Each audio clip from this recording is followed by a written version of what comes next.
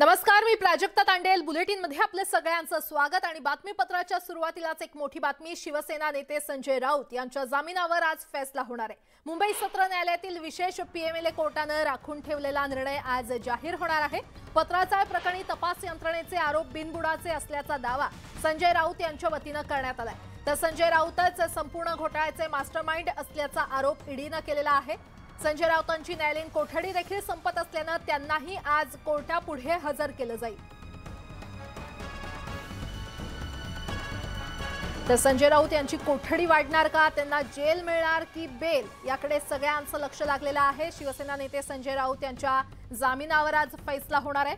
मुंबई सत्र न्यायालयातील विशेष पीएमएलए कोर्टाने राखून ठेवलेला निर्णय आज जाहीर होणार आहे. पत्राचाळ प्रकरणी तपास यंत्रणेचे आरोप बिनबुडाचे असल्याचा दावा संजय राऊत यांच्या वतीने करण्यात आलाय. तर संजय राऊतच संपूर्ण घोटाळ्याचे मास्टरमाइंड असल्याचा आरोप हा ईडीने केलेला आहे.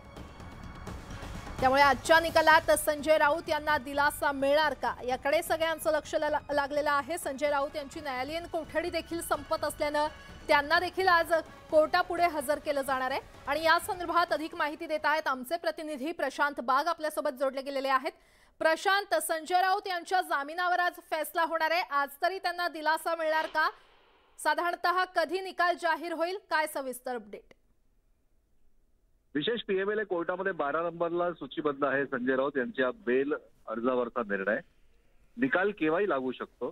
त्यांना जेल मिळणार की बेल मिळणार हाच खरा तर कळीचा मुद्दा आहे. कारण सुनावणी दोन्ही पक्षांची पूर्ण झाली आहे. कोर्टाने निकाल राखीव ठेवला होता आणि हा राखीव ठेवलेला निकाल जो आहे तो आज दिला जाणार आहे. संजय राऊत यांना दिलासा मिळतोय का हे बघणं महत्त्वाचं ठरणार आहे. पण कोर्टानं जी टिप्पणी केली होती ती सगळ्यात महत्त्वाची मानली जाते की हा दूरगामी परिणाम करणारा निकाल असू शकतो. यामुळेच आम्हाला अधिक वेळ हवा आहे. मागच्या तारखेला सुद्धा ईडीनं आपलं लेखी उत्तर सादर केलं होतं. मुळात संजय राऊत यांच्या वतीनं ही राजकीय षडयंत्र असलेली केस आहे आणि एक राजकीय नेता असल्यामुळे केंद्रीय तपास यंत्रणांचा दुरुपयोग केला अशा प्रकारचा थेट आरोप कोर्टरूममध्ये करण्यात आला होता. सगळे व्यवहार रेकॉर्डवर आहे असा दावाही करण्यात आला होता.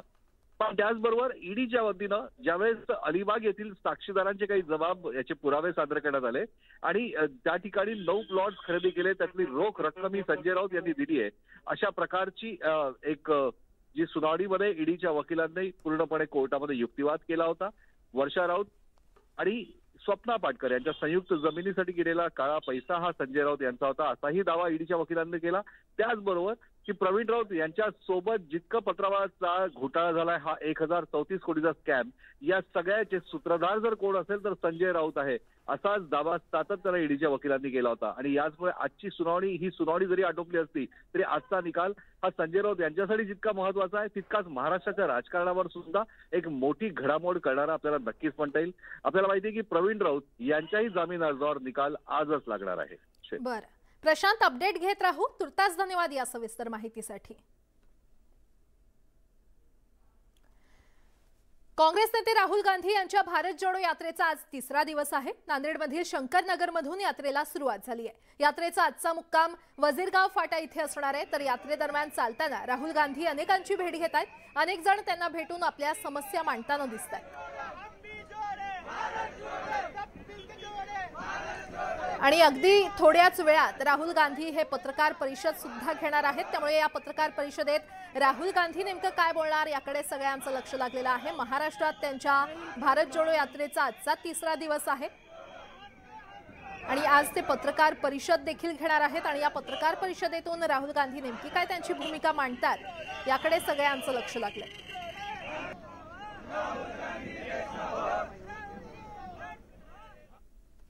राहुल गांधी यांच्या भारत जोडो यात्रेदरम्यान अनेक जण त्यांना भेटत आहेत, आपल्या समस्या मांडत आहेत. असेच एक शिक्षक आहेत माझ्यासोबत, माधव रेड्डी, जे आता राहुल गांधींशी भेटलेले आणि विशेष म्हणजे ते 2 ते 2.5 किलोमीटर पायी चालले. ते अनवाणी तुम्ही पाहू शकता की त्यांच्या पायात चप्पल देखील नाहीये.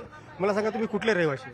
मी मूळचा रहिवासी. तसं पाहायला गेलं तर सर मी मूळचा आंध्राचा आहे. पण कामानिमित्त म्हणा काही म्हणा माझ्या आजोबाचे वडील सुद्धा या ठिकाणी स्थलांतरित मजूर किंवा कामाच्या उद्देशाने या ठिकाणी आलेत. आता तुम्ही काय करता? तुम्ही इथं? मी सध्या भारत जोडो यात्रेमध्ये सहभागी झालेला आहे. तरी मी कस्तुरबा गांधी बिलोली येथे मी प्राथमिक शिक्षक आहे. चप्पल का नाही घातली? सर गर्दी एवढी होती की मी त्या ठिकाणी गर्दीच्या चप्पल खाली निसटली आणि त्या ठिकाणी पडल्यानंतर मला राहुल गांधी साहेबांनी एक मातृतुल्य हृदयानं आपुलकीने मला जवळ घेतला आणि म्हणले, तू एवढं गडबड का करतोय, तुझा प्रश्न प्रश्न काय आहे असं मला आपुलकीने त्या ठिकाणी विचारण्यात आलं. तर मी साहेब म्हणलं की बाबा की प्रायव्हेटेशनचे नुकसान किंवा एक जे एका व्यक्तीचे जे मूलभूत अधिकाराचं गोठण होते त्या ठिकाणी जी पिळवणूक होते, कामगार आणि शोषित जसं शिक्षण विभागातलं तुम्ही हे म्हणतात का बाजारीकरण? हा, शिक्षणातलं जे बाजारीकरणाबद्दल त्यांना म्हणलं की बाबा ज्यांच्याजवळ पैसा आहे त्यांना शिक्षण हवं का? शिक्षण हा आमचा मूलभूत अधिकार आहे आणि ज्यांच्याकडे जर पैसा नसेल तर तुम्ही त्याचं काय करणार? राहुल गांधी काय बोलले त्याबद्दल म्हणले की बाबा प्रत्येक व्यक्ती म्हणजे शिक्षणावरला जो आपण खर्च करतो, समजा आपण शिक्षणावरती जर 10 रुपये खर्च केला तर ते राष्ट्राला 100 रुपये त्याचं उत्पन्न होते. सत्ता नाहीये राहुल गांधींकडे, मात्र त्यांच्यावरचा विश्वास लोकांमध्ये आहे की जी आम्ही समस्या मांडतो ते निश्चितपणे राहुल गांधी सोडवतील. सुधीर यादवसह मुजीब शेख, न्यूज 18 लोकमत, नांदेड. भारत जोडो यात्रेसाठी आज राष्ट्रवादी काँग्रेस पक्षाच्या नेत्यांची नियोजन बैठक पार पडणार आहे. सुप्रिया सुळे, जयंत पाटील आणि जितेंद्र आव्हाड या यात्रेमध्ये सहभागी होणार आहेत. भारत जोडो यात्रेमध्ये एनसीपी पक्षाचे स्थानिक कार्यकर्ते देखील उपस्थित राहणार आहेत. तर उद्या सकाळी एनसीपीचे बडे नेते भारत जोडो यात्रेमध्ये सहभागी होणार आहेत.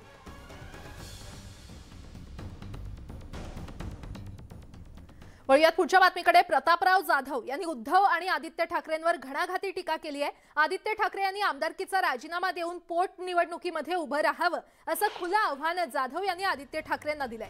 तर दुसरीकडे उद्धव ठाकरेंच्या सोबत आता कुणीही ड्रायव्हर जाऊन सेल्फी काढतो हे आश्चर्यकारक असल्याचं जाधव म्हटलंय.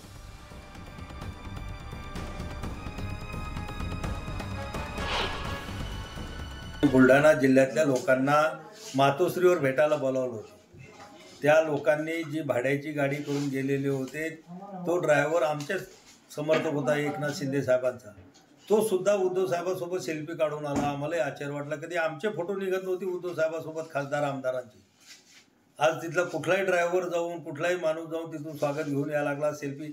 इतका मोकळेपणा जर त्यांनी ठेवला असता तर शिवसेना बाळासाहेबांचे विचार जर त्यांनी मनामध्ये कायम ठेवले असते, काँग्रेस राष्ट्रवादीला जर थोडं दूर ठेवलं असतं तर शिवसेना हा महाराष्ट्रातला 1 नंबरचा पक्ष आणि स्वबळावर सत्तेमध्ये येणारा पक्ष ठरला असता. आदित्य ठाकरे की वरळीतून ते भाजप शिवसेना युतीमध्ये निवडून आलेले आहेत. त्यांनी वरळीचा राजीनामा द्यावा, पोटनिवडणुकीमध्ये त्या ठिकाणी घ्यावी आणि मग यांच्या मागं किती जनमत आहे हे वरळी दाखवून दिलं आपल्याला. हे 40 आमदार तर निवडून येतील नाही, पुढच्या वेळेस एकनाथ शिंदे साहेबांचे मिशन 100च्या वर आमदार आमचे निवडून आलेले असतील. खासदार प्रतापराव जाधव यांनी पुन्हा एकदा गौप्यस्फोट केलाय. उद्धव ठाकरेंकडे राहिलेले आमदार मुख्यमंत्री एकनाथ शिंदे यांना रात्री भेटतात असा गौप्यस्फोट खासदार जाधव यांनी केलाय. तर काँग्रेस आणि राष्ट्रवादीचे आमदार देखील संपर्कात असल्याचा दावा जाधव यांनी केलाय. आगामी निवडणुकीपूर्वी ठाकरे गटाचे सर्वच आमदार आणि काँग्रेस राष्ट्रवादीचे देखील काही आमदार शिंदेंच्या पक्षात सामील होतील असा दावा करत जाधव यांनी खळबळ उडवून दिली आहे. गेल्यापासून काँग्रेस असेल, राष्ट्रवादी असेल किंवा उद्धव साहेबांचा तो राहिलेला उद्धव बाळासाहेब ठाकरे शिवसेना गटाचे 14-15 आमदार आहेत ते असतील, सत्ता गेल्यापासून हे सगळे अस्वस्थ आहेत. आम्ही पाहतो की अनेकदा ते आमचे मुख्यमंत्र्यांना रात्री भेटतात. त्याच्यातले आमदार लोक संपर्कामध्ये आहेत. म्हणजे सगळेच आमदार आम्हाला भेटतात, बोलतात आणि अस्वस्थता आमच्याजवळ ते जाहीर करतात. पण ते आता इकडे कधी येतील हे आता निवडणुका आल्यावरच त्या ठिकाणी कळेल. आणि आता एक मोठी बातमी. भाजप नेते किरीट सोमय्या हे 11 नोव्हेंबरला रत्नागिरी दौऱ्यावर जाणार असल्याचं कळतंय. साई रिसॉर्टच्या कारवाईच्या पाठपुराव्यासाठी ते रत्नागिरीमध्ये जाणार आहेत. मुरुड येथील साई रिसॉर्टनं सीआरझेडच्या नियमांचं उल्लंघन केल्याचा ठपका ठेवण्यात आलेला आहे आणि त्याच पार्श्वभूमीवर आता भाजप नेते किरीट सोमय्या 11 नोव्हेंबरला रत्नागिरी दौरा करणार आहेत. साई रिसॉर्टच्या कारवाईच्या पाठपुराव्यासाठी ते रत्नागिरीमध्ये जाणार आहेत. अधिक माहिती देत आहेत आमचे प्रतिनिधी शिवाजी कोरे आपल्यासोबत जोडले गेलेले आहेत. शिवाजी, किरीट सोमय्या हे रत्नागिरी दौऱ्यावर येणार असल्याचं कळतंय आणि कारवाईचा पाठपुरावा देखील ते करणार आहेत. काय सविस्तर अपडेट? 11 नोव्हेंबरला किरीट सोमय्या मुरुड येथे येणार आहेत. कालच माजी मंत्री पालकमंत्री जे आहेत होते अनिल परब, तत्कालीन सरपंच, ग्रामसेवक यांच्यावरती दापोली पोलीस स्थानकामध्ये 420चा गुन्हा दाखल झालेला आहे आणि त्यानंतर पुन्हा एकदा किरीट सोमय्या आक्रमक झालेले आहेत. पूर्वी पाडकामासंदर्भात किरीट सोमय्या वारंवार या ठिकाणी येऊन गेलेत. पुन्हा एकदा किरीट सोमय्या पाठपुरावा करतायत. नव्याने 420चा गुन्हा अनिल परब यांच्यावर दाखल झाल्यानंतर पहिल्यांदाच किरीट सोमय्या दापोलीमध्ये येणार आहेत. त्या पार्श्वभूमीवर ह्या त्यांच्या दौऱ्याला खूप महत्त्व प्राप्त झालेलं आहे, कारण हॉटेल पाडण्यासंदर्भातचे आदेश यापूर्वीच देण्यात आलेले आहेत. 1 कोटी रुपये जिल्हाधिकाऱ्यांच्या खात्यामध्ये वर्ग सुद्धा झालेले आहेत. आणि नवीन एक ट्विस्ट आता निर्माण झालेला आहे की अनिल परब यांच्यावरती 420चा गुन्हा दाखल झाल्यानंतर अनिल परबच्या अडचणीमध्ये वाढ झालेली आहे. तिघा विरोधात हा गुन्हा दाखल झालेला आहे. यामध्ये तत्कालीन सरपंच जे आहेत त्यांच्यावरती सुद्धा गुन्हा दाखल झालेला आहे. या बांधकामासंदर्भात वारंवार किरीट सोमय्या यांनी पाठपुरावा केला होता. हे रिसॉर्ट अनिल परब यांचाच असल्याचा त्याने दावा केला होता. कुठेतरी काल जो गुन्हा दाखल झाला त्यावरून अनिल परब यांचं हे रिसॉर्ट असल्याचं सिद्ध होतंय, कारण अनिल परब यांनी यापूर्वी दावा फेटाळला होता. या रिसॉर्टची माझा काही संबंध नाही असं त्यांनी सांगितलं होतं. परंतु आता त्यांच्यावरती गुन्हा दाखल झाल्यामुळे किरीट सोमय्या नेमकी कोणती भूमिका घेतात, इथे आल्यानंतर कोणती कारवाई होते याकडे सर्वांचं लक्ष लागलेलं आहे. शिवाजी, धन्यवाद या सविस्तर माहितीसाठी. तिकडे गोंदिया जिल्ह्यातील नवोदय विद्यालयातील एका 6वीच्या विद्यार्थ्याचा फुटबॉल खेळताना भोवळ येऊन मृत्यू झाल्याची घटना घडली आहे. हा विद्यार्थी विद्यालयाच्या मैदानावर मित्रांबरोबर फुटबॉल खेळत असताना ही धक्कादायक घटना घडली. शिक्षकांनी प्राथमिक आरोग्य केंद्र नवेगाव बांध इथे त्याला नेलं, मात्र तपासणी करून त्याला साकोली येथील हृदयरोग डॉक्टरकडे नेण्यात आलं. मात्र उपचारादरम्यान त्याचा हृदयविकारानं मृत्यू झाल्याची घटना घडली आहे. अधिक माहिती देत आहेत आमचे प्रतिनिधी रवी सपाटे आपल्यासोबत जोडले गेलेले आहेत. रवी, अतिशय धक्कादायक घटना, फुटबॉल खेळताना या एका चिमुकल्याचा मृत्यू झालाय. हो, पाहिलं की हे खूप मोठी धक्कादायक घटना आहे. गोंदिया जिल्ह्यातील अर्जुनी मोर्ग अंतर्गत येत असलेल्या नवेगाव बांध इथे नवोदय शाळेमध्ये विद्यार्थी हा शिकत असताना कालच त्याचे पालक त्याला भेटून गेले होते. काल गुरु नानक जयंती असल्यामुळे. मात्र हा काल सायंकाळच्या वेळेस फुटबॉल आपल्या मित्रांसोबत विद्यालयाच्या पटांगणात फुटबॉल खेळत असताना त्याला अचानक भोवळ आली आणि त्याच्या शिक्षकांनी प्राथमिक उपचारासाठी नवेगाव बांध इथे उपचारासाठी, मात्र तिच्या डॉक्टरांनी त्यांना साकोली इथे हलवण्यास सांगितले. मात्र तिचे जे हृदयविकार डॉक्टर त्यांनी त्यांचा मृत्यू झाल्याचा घोषित केला होता आणि हृदयविकाराने त्याचा मृत्यू झालेला आहे विद्यार्थ्याच्या. बरं रवी, धन्यवाद या माहितीसाठी. तर अतिशय दुर्दैवी घटना गोंदिया जिल्ह्यात घडलेली आहे. गोंदिया जिल्ह्यातील एका 6वीच्या विद्यार्थ्याचा फुटबॉल खेळताना भोवळ येऊन हार्ट अटॅक येऊन मृत्यू झाल्याची ही घटना घडली आहे. वळूयात पुढच्या बातमीकडे. उपमुख्यमंत्री देवेंद्र फडणवीस हे दिल्ली दौऱ्यावर जाणार आहेत. संध्याकाळी ते दिल्लीसाठी रवाना होणार आहेत. दिल्लीमध्ये भाजपच्या राष्ट्रीय नेत्यांची बैठक आहे. गुजरात निवडणुकीसाठी आढावा बैठक ही घेण्यात येणार आहे आणि या बैठकीला उपमुख्यमंत्री देवेंद्र फडणवीस हे हजेरी लावणार आहेत.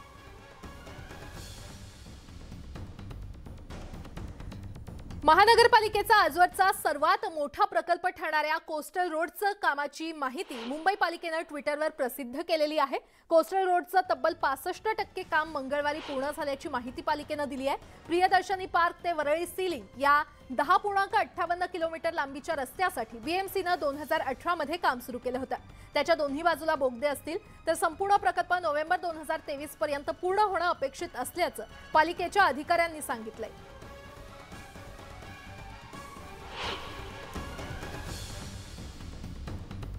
कोस्टल रोडचं काम हे 65% आतापर्यंत पूर्ण झालेलं आहे आणि या कोस्टल रोडमुळे प्रवासाच्या वेळेमध्ये 70% बचत होणार आहे.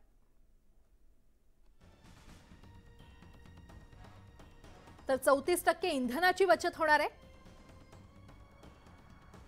कोस्टल रोडची लांबी ही 10.58 किलोमीटर इतकी आहे. दोन्ही बाजूने प्रत्येकी 2 किलोमीटर लांबीचा बोगदा असेल. उजव्या बोगद्याचं काम हे सध्या पूर्ण झालेलं आहे तर डाव्या बोगद्याचं काम हे 78% पूर्ण झालंय. या संपूर्ण प्रकल्पाची 3 पॅकेजमध्ये विभागणी करण्यात आलेली आहे. पॅकेज 1 मध्ये प्रियदर्शनी पार्क ते बडोदा पॅलेस रस्त्याचं 62.34% काम इतकं पूर्ण झालेलं आहे आणि हा कोस्टल रोड लवकरच सेवेमध्ये येणार आहे.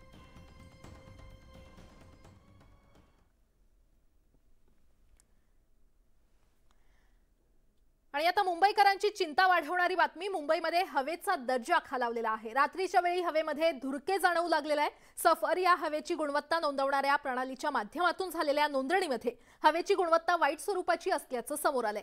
पुढील 2 दिवस असंच वातावरण असेल असा अंदाज आहे. तर सफरच्या नोंदीनुसार हवेच्या गुणवत्ता निर्देशांक हा 245 इतका होता आणि माझगाव इथे हवेची गुणवत्ता ही अतिवाईट नोंदवण्यात आली होती।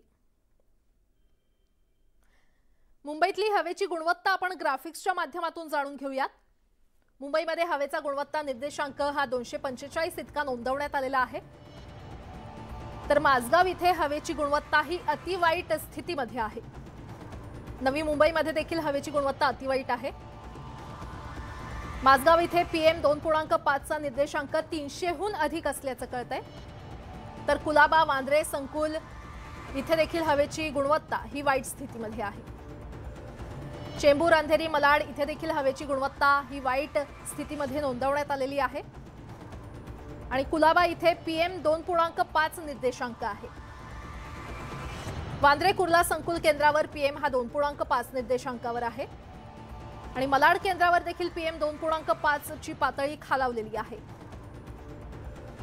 वरळी, भांडूप, बोरिवली इथे हवेची गुणवत्ता ही मध्यम स्वरूपाची नोंदवण्यात आली आहे। मुंबईकरांसाठी आता एअर क्वालिटी इंडेक्स हा चिंतेचा विषय बनतो आहे। मुंबई शहरातील एकूणच वातावरणातील हवेची गुणवत्ता ही खालावताना पाहायला मिळते। दिल्ली शहरामध्ये होत असलेल्या परिस्थितीच्याच प्रमाणे परिस्थिती मुंबईत सुद्धा आहे का अशी चिंता सफर इंडेक्स मधनं पाहायला मिळते आहे। सध्या आपण दादर चौपाटी परिसरात आहोत आणि धुक्यासारखी परिस्थिती, धुरकं हे आपल्याला या संपूर्ण परिसरात पाहायला मिळते। मुंबईतील वरळी, भांडूप या केंद्रांवरती हवेची गुणवत्ता मध्यम स्वरूपाची असली तरी सुद्धा अंधेरी, मालाड आणि BKC या ठिकाणी मात्र हवेची गुणवत्ता अतिशय खालावलेली आहे। सर्वसाधारणपणे देवनारचा विचार केला तर 226 AQI एवढ्या मोठ्या प्रमाणात हवेची गुणवत्ता खालावलेली आहे आणि त्यामुळेच अनेक श्वसनाचे आजार जे आहेत ते सर्वसामान्य मुंबईकरांना होण्याची शक्यता आहे।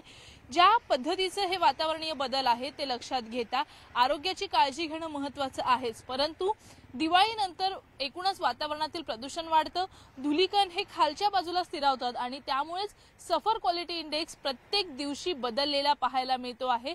मुंबईच्या उपनगरीय भागांमध्ये सुद्धा अशाच पद्धतीची स्थिती आहे, ज्यामध्ये कुलाब्यातली हवा ही समाधानकारक आहे, परंतु BKC, मालाड अशा अनेक परिसरांमध्ये मात्र मोठ्या संख्येनं हवेची गुणवत्ता खालावल्याचं पाहायला मिळते आणि हाच मुंबईकरांच्या चिंतेचा विषय सध्या बनत असल्याचं आपल्याला पाहायला मिळतं आहे। व्हिडिओ जर्नलिस्ट संदीप पवारसह सुस्मिता भदाणे पाटील, न्यूज 18 लोकमत, मुंबई। ब्रेक नंतर आपलं पुन्हा एकदा स्वागत। वळूयात पुढच्या बातमीकडे। पंतप्रधान मोदींच्या हस्ते नूतनीकरण करण्यात आलेल्या बंगळुरू विमानतळाचं लोकार्पण करण्यात येणार आहे।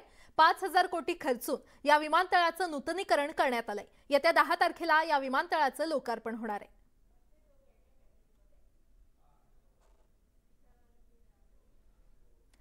आणि यासोबतच या बुलेटिनमध्ये वेळ झाल्या इथेच थांबण्याची, मात्र जाता जाता राज्यातील प्रमुख शहरातील तापमानावर एक नजर टाकूयात।